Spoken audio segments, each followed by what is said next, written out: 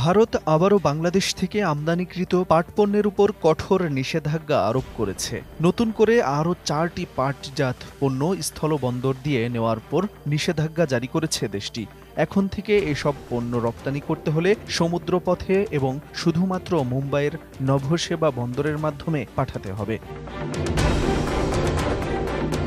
১১ August ভারতের বাণিজ্য ও শিল্প মন্ত্রণালয়ের অধীন বৈদেশিক বাণিজ্য মহাপরিচালকের কার্যালয় এ সংক্রান্ত প্রজ্ঞাপন জারি করে। প্রজ্ঞাপনে জানানো হয়, এই সিদ্ধান্ত তাৎক্ষণিকভাবে কার্যকর হবে। নিষেধাজ্ঞার আওতায় আসা ৪টি পণ্য হল পাট ও পাটজাত কাপড়, পাটের দড়ি বা রশি এবং পাটের বস্তা বা ব্যাগ।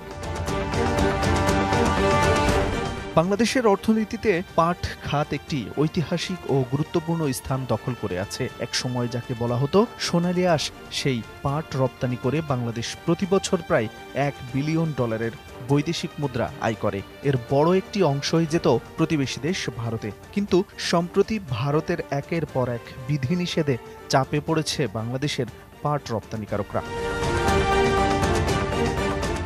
উল্লেখ্য, এর আগেও চলতি বছরের ২৭ জুন একটি প্রজ্ঞাপনের মাধ্যমে ভারত কাঁচা পাট, পাটের রোল, পাটের সুতা এবং বিশেষ ধরনের পাটজাত কাপড় এই পণ্যগুলোর স্থলপথে আমদানি সীমিত করেছিল। আর এখন নতুন ৪টি পণ্য যুক্ত হওয়ায় মোট ৮টি পণ্য স্থলপথে রপ্তানির বাইরে চলে গেল। বাংলাদেশে প্রায় ৪০ লাখ মানুষ সরাসরি বা পরোক্ষভাবে পাট খাতের সঙ্গে জড়িত।